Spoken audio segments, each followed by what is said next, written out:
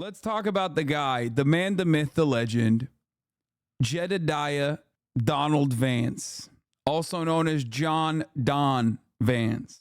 Okay?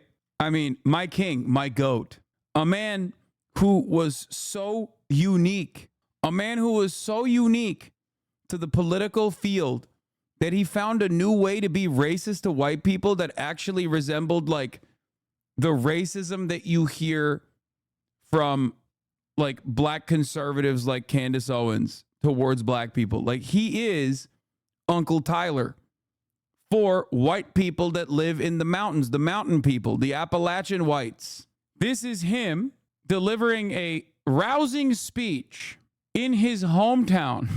Let's see what he had to say. Ticket adjusting to a political earthquake. I was told I was going to get to debate Kamala Harris, and now President Trump's going to get to debate her.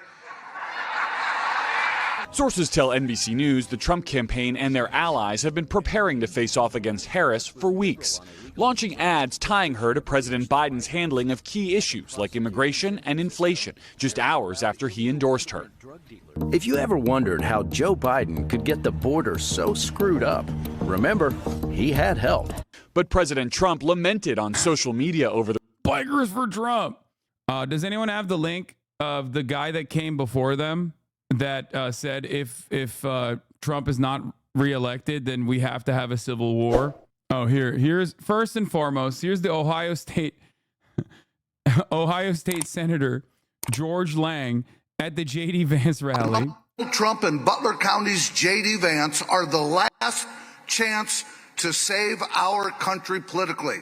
I'm afraid if we lose this one, it's going to take a civil war to save the country, and it will be saved. It's the greatest experiment in the history of mankind. And if we come down to a civil war, I'm glad we got people like Schmitty and the Bikers for Trump on our side. He said we need to do a civil war, which is ironic because he's in Ohio, okay, which was objectively on the other side, the winning side, the last time around. But this time around, they'll get it right, okay? Obviously, the unity narrative was like insane wish casting from not even like Republican analysts either, by the way. It was just like straight up from fucking a bunch of dummies on CNN. And it never happened. George Lang has since then apologized. Remarks I made earlier today at a rally in Middletown do not accurately reflect my views. I regret the divisive remarks I made in excitement of the moment on stage. I had a heated gaming moment, especially in light of the assassination attempt on President Trump last week. We should all be mindful of what I said at political events, including myself. I just got excited. And you know me, when I get excited, I start talking about civil war and how we need it. How we need it and how the bikers will help us win it. Okay, for the right side this time. RIP to the Confederacy. Yeah, he said, my views are not my own. This was another phenomenal moment from JD Vance because it's like the least self-aware take you could have. About our likely opponent, Kamala Harris, because, you know, she said a couple of days ago that I showed no loyalty to the United States, that I have no loyalty to the United States. Well, you know, I don't know Kamala. I served in the United States Marine Corps, and I built a business. What the hell have you done other than collect a government check for the past 20 years? So that's pretty funny because, like, this is one of those, like, sneaky ways that you try to attack Kamala Harris and, like, be like, oh, she's a welfare queen, black woman, right? But you can always just fall back on, what do you mean? She's a government employee. That's simply what I was referencing, okay? And dog, she was a senator, and then she's the vice president. You are currently a senator, and you're trying to be the vice president. And also, where do you think the checks for the Marine Corps are coming from? Like, if she's a fucking government check Andy, so are you. Like, what are you talking about? You're literally applying for the position she currently holds. And you're like, yeah, that's right. These goddamn people living on the government dole. Also ironic, considering that he talked about how welfare is what caused him to not die, and also talked about the GI Bill that allowed him to get into Yale. So what are you talking about? Like, what conversation are we having?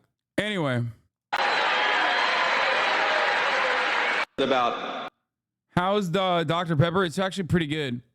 Tim Walz apparently called him out on this. What I know, which I'm very excited about.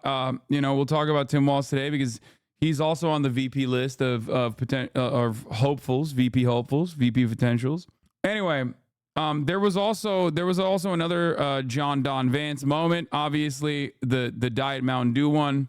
We have to cover that one as well once again because it was uniquely uncharismatic, like a shocking display of being a charisma suck. I tweeted about him as well. I said, this fake ass yokel has never tasted the sweet nectar that is Diet Mountain Dew. He ain't a real Dew boy.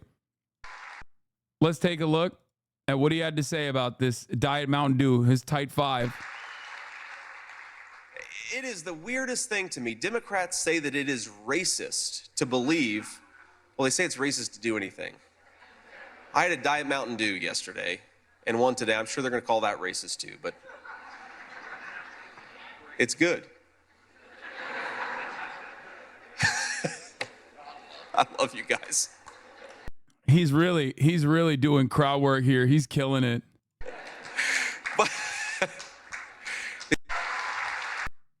I love you guys. I love you guys. Diet Mountain Dew. I drink it. I think about just like you yokels do. You country bumpkins. Is he more of a charisma suck than Ron DeSantis though? No, of course not. I don't think he's as bad as Ron DeSantis, but that's like really bad. I mean, that's pretty fucking bad. He didn't even do fucking like please clap there, but that's basically a please clap moment. And by the one clap is worse than none. Yeah. It's good. I love you guys. I do yesterday and one today. I'm sure they're going to call that racist too, but it's good. It's good. It's good. Yeah, he's like, your whole demeanor has changed since Biden dropped out. You sound so excited again. I mean, I am excited because it's a fucking clown show that's like actually at least a little bit more interesting. But as a Dew boy myself, let me just explain something, okay? My love for racism and my love for Diet Mountain Dew are two entirely separate things, okay? I just want to make sure that people understand I am racist and I love Diet Mountain Dew. These are two separate things. Do not pair them with one another. My racism has nothing to do with my love for Diet Mountain Dew. Hasan, normies are in here. Lamau, it's fine. I think everyone understands. I'm joking. One Mountain Dew versus 33,821 Mountain Dew. Who's the real patriot? Yeah. So, as someone who is a big time Dew boy, first of all, why did he say Diet Mountain Dew? Why did he say, oh, I tried a Diet Mountain Dew yesterday? It's like, bro, you are so fucking fake. You are so goddamn phony. You're so fake. You're so phony. You suck. Okay? You got no riz. No riz whatsoever. Anyway, let's hear what JD Vance says. Kamala Harris should be more grateful. And when I think about Kamala Harris, who I guess is our vice presidential candidate officially, but I guess she's going to run for president now because Joe Biden dropped out of the race.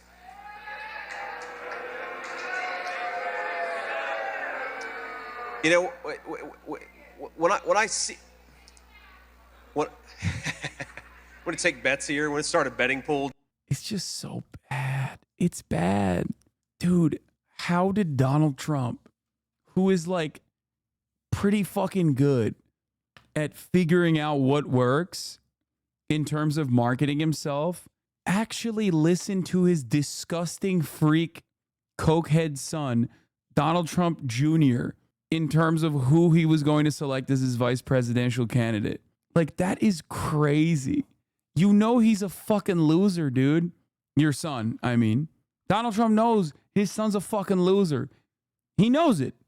He can't even hide that he knows it. He can't even hide that he feels it in his heart. So the fact that he actually listened to him and thought this is a great idea, and that's why he went with JD Vance, a guy at a time when the Republicans and Donald Trump himself has tried to like moderate his positions on abortion, talking about like, oh, well, maybe, you know, it's a states' rights issue or whatever the fuck, right? Like talking about all this shit at a time when he's trying to moderate his own party on abortion and control his own party's messaging on abortion, turned around and went with the fucking guy who's like incredibly restrictive on abortion, who has no charisma whatsoever, and went with the like based Groyper pick, who is with a mountain of opposition, with a mountain of oppo research that liberals can immediately launch against them. It makes no sense. It makes no dang sense. Yeah, Mr. No Fault Divorce, like, what are you doing, brother? What were you doing? What a throw. What a massive fucking throw. He can't string 2 cents together and he's not even 80 years old. No, I mean, he's fine. He's definitely a communicator, chat. That's not the issue here. I mean, he's done TED Talks and shit. Problem here is that, like, this dude is so extremely online. One, liberals made him, so he has a lot of anti-Trump sentiment that will be used against the ticket over and over and over again. Two, he is like, when he restructured his entire like persona, he went with like the Groyper memes, right? He went to Tucker Carlson. He was constantly on Tucker Carlson. Constantly, every night. You go on Tucker Carlson and be like, Kamala Harris is a cat lady who's barren and doesn't have children of her own. Like weirdo shit. Do you feel me? His political instincts were awful. He did the Ron DeSantis shit, really leaning into the right-wing memes, right-wing populist memes. And that in and of itself, was awful. What is this? Address it? The top of the hour ad break, you mean? I will address it in the next couple of minutes, as a matter of fact, in a timely manner. Don't worry. I will. Because at the top of the hour, there's a 3-minute ad break. If you no longer want to see those ads, all you need to do is subscribe. I'm addressing it. For $5 or $6 now, Brandon's America, or for free with a Twitch Prime, you can avoid the top of the hour ad break. Okay? Here's the 3-minute ad break. Now, you can also get gifted a sub if you're lucky. Hurt Felines. Thank you for the 5 gifted subs. It's a weird name, but I'll allow it. What's also funny about the JD Vance situation is this Atlantic article came out from Tim Alberta 2 days ago. This is exactly what the Trump team feared. A campaign that had been optimized to beat Joe Biden must now be reinvented. They locked in JD Vance as the VP, and now they're stuck with him. And he fucking sucks. Not only does he suck. Wait, what? I think you're coping pretty hard when you say JD Vance doesn't have charisma. He's so perfect for Republicans. No, he's not. No, the fuck he's not. Donald Trump is already the perfect guy to captivate the fucking weirdos, dude. He already has. That's his entire base. He was supposed to go with someone that can, one, secure a state for him, and two, actually moderate his positions. JD Vance is like the Groyper pick with a shit ton of opposition research on him. Republican nominee Donald Trump's choice of Senator JD Vance revealed not just his confidence but also his cockiness. Vance, an Ohio senator, offered nothing that Trump himself did not already provide. He wasn't from a swing state, wasn't a moderate, and didn't add any diversity to the ticket. Vance is essentially a carbon copy of Trump, chosen precisely because he is willing to espouse the exact same brand of Trumpism. Trump was so confident he would win that he opted to forego expanding his coalition and double down on more of what he loves most, himself. While that strategy might have been successful against President Joe Biden, whose polling was cratering to the point that even traditionally safe blue states were in doubt, it may prove catastrophic against frontrunner Kamala Harris. Harris has the ability to remain competitive in states that were out of reach for Biden. If you want to understand how fucking stupid this guy's political instincts are, He was in chat rooms with teenagers, dude.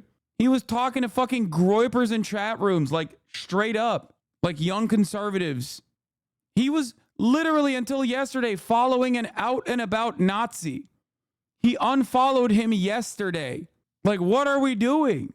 Think about that. And now he has a fucking blog post from 2005 and people are pulling all of his other shit. JD Vance's blog from 2005 tells of an emotional day where he felt more like a female than I ever have or ever will, and explains he can't watch Zach Braff's Garden State because New Jersey's landscape is so much like Ohio's. The music's so relevant to my life right now. He was libbed up for so long of his life. That's an angle of attack. Like, this was wild to me. JD Vance is no longer following Steve Saylor. He was following Steve Saylor. It's wild to me. And this is like doubly bad because now you're also showing that you're a coward. You're a pussy. Like, you're not the based groyper that they all thought you were. And it's precisely, that is precisely because this man has no convictions whatsoever. He's just like trying to go along with whatever he thinks is going to help him win. He's like Pete Buttigieg. But even Pete Buttigieg is smarter than JD Vance, let's be real. The only thing he brings to the table is actually tech bros. He's a hedge fund guy. He's Peter Thiel's blood boy. And that's precisely how, that's precisely what the Trump team thinks is going to happen. And it is kind of happening. You got like all the venture capital tech bros in Silicon Valley, which Americans pretty much fucking universally despise. They're all on his, they're all moving on his team. Steve Saylor is a white supremacist. Order my new anthology, Noticing.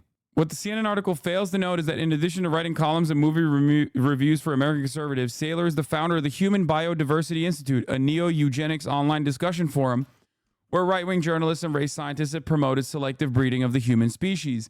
He also writes frequently for, obviously, VDare, which is also a neo-Nazi platform, named for the first white child born in America, and runs a website, isteve.com.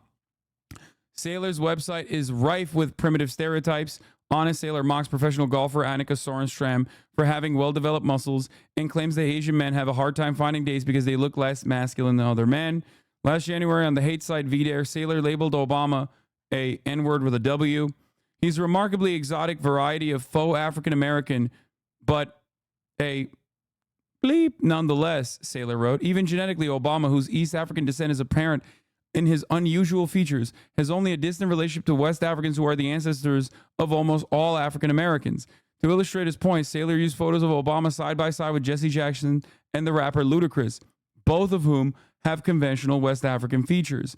Assessing the tragic aftermath of Hurricane Katrina in September 2005, Saylor wrote, the plain fact is that they, black Americans, tend to possess poorer native judgment than members of better educated groups. Thus, they need stricter moral guidance from society.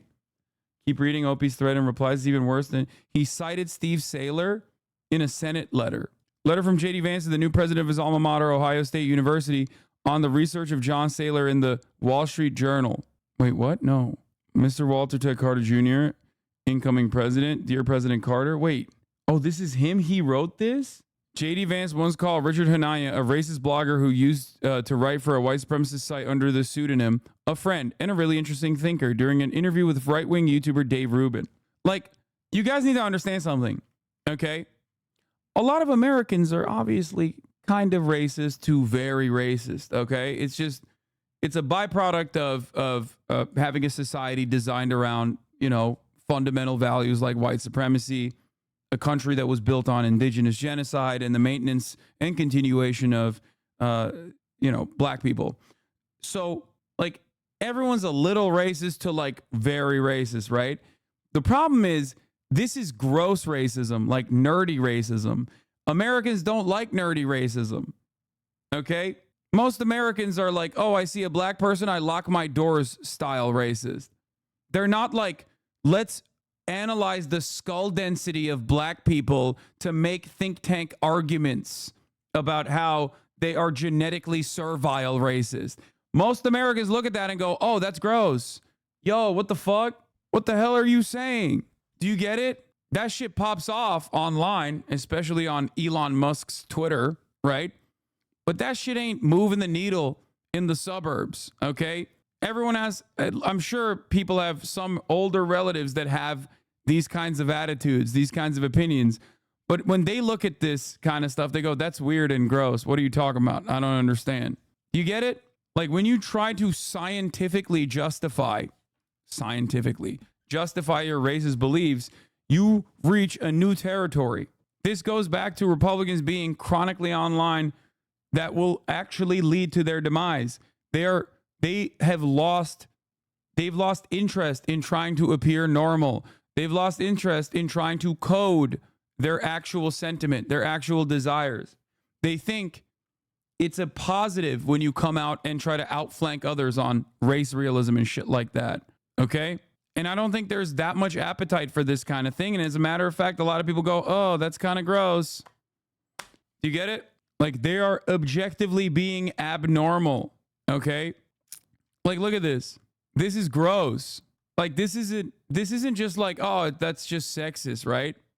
Because it is, but it's also like a gross kind of sexism. Like, you're not even, not to say that all sexism isn't gross, by the way, for all the fucking liberals in the chat that are going to yell at me. Like, people have the capacity, if they're humorous, to make like tricky and maybe even sometimes edgy jokes about certain things that you're not normally supposed to say. But that requires some level of understanding of the target audience and some level of understanding of the groups that you're trying to make fun of. This kind of shit, on the other hand, is just like objectively nasty and will cause a negative polarization. Yeah, exactly. Women are too emotionally unstable to be president is like within the confines of like permissible sexism in the eyes of the broader electorate, right? You might even have your mom agree with that kind of sentiment because internalized misogyny is very real. But when you say women are whores and they suck dick to get to this position of power, then you've leveled up your sexism. You've leveled up your misogyny to a degree where like your mom is not going to be on board with that. Do you see what I mean? And if they continue along this, through line and just really lean into these like unimaginable takes, like these really fucking insane takes, they will lose. This happened in 2022. Okay. Worse instincts. They have completely dropped the ball. They've forgotten what like normal people in the fucking suburbs are interested in. This is not interested. This is not interesting to them. This is actually very gross to them. Okay. You will either at the very worst, cause people to literally go and vote for the other party because of how insane this shit is, or at best you'll cause them to stay home. Every post polling her has comments like that are implying that she went to power sucking D. Yeah. Nope. Same goes for the overt racism. It won't play well. I love seeing Hassan say the same thing as me, not joking. Yeah, that's what I mean. When it comes to racism, you can't literally say black people are genetically inferior due to their skull density. Okay? That is so fucking nerdy for like the average suburban Hitlerite that they're going to be like, no, dude, what the fuck? Like, what do you mean? Like, you can't say that. That's just gross. At the end of the day, something you have to remember is that like even Nazis know Nazis are bad. Okay? Even a Klansman knows being called a racist is bad. So you can't drop the fucking game and openly try to outflank people on Twitter with how fucking racist you are or how sexist you are because you're running a fucking campaign. Like you're supposed to be trying to win this thing. This is the other side of the equation. Laura Loomer. It's time for the Republicans to start talking about Kamala Harris's sexual history and the reason why she likely doesn't have any children of her own. I'm willing to bet she's had so many abortions that she damaged her uterus. A woman who has no biological children of her own should not be allowed to make decisions in the White House for your children. We must investigate Kamala Harris's pussy. Every Republican has to be talking about this. Phenomenal. Phenomenal stuff. This is surefire a winning message in what will be an abortion election. Okay? Saying that, by the way, in a country where like 55%, 60% of Americans are divorced, okay? And they have stepchildren of their own is insane. Also, Laura Loomer herself is childless, but that's besides the point. We're not even going to get into that. At least they haven't said she's trans yet. I don't think they have. I don't think they've held themselves back on that front too. They just haven't come to the forefront yet. It's far too common and often accepted, unfortunately, to be sexist than it is to be racist. Racism will get checked in Republicans here and there, but blatant sexism isn't even checked. With Dobbs and Kamala, hopefully women and non-misogynists show up at the booth. No. You're misunderstanding me.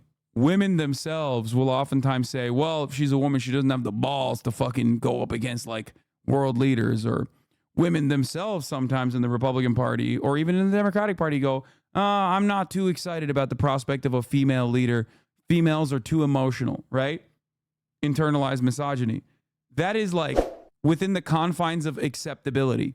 But when you start saying you're a barren woman who has not followed through on the biological conditioning of being a fucking cow that must bear children, all of a sudden you've lost the sauce. You're not hiding. It is completely outside of the confines of permissible.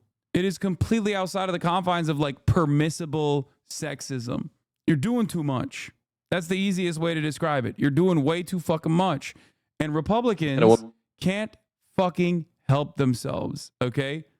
After securing the Democratic Party nomination, the election campaign will likely focus heavily on abortion and women's rights. Trump faces challenges with women voters, as polls indicate a smaller proportion of women plan to vote for him this November compared to 2020. Vance, instead of helping, might exacerbate that issue. Trump likely chose Vance as his VP candidate to energize the MAGA base and bolster support in Rust Belt states, a decision made when Biden was the Democratic candidate. With Harris in the race, Vance might become a liability. Vance's past strict anti-abortion stance and controversial comments on divorce suggesting women should stay in abusive marriages for the children's sake are unlikely to be forgotten. In 2021, he described ending violent marriages as selfish, criticizing the sexual revolution for making it easier to change spouses. Additionally, Vance is a strict pro-natalist, disparaging childless individuals as childless cat ladies and proposing extra votes for people with children. He opposes childcare subsidies, calling them a class war against normal people, despite their role in helping women with young children to work or pursue education independently. If you found this video informative, then make sure to hit the like button and subscribe to this channel for more videos like this, and thanks for watching.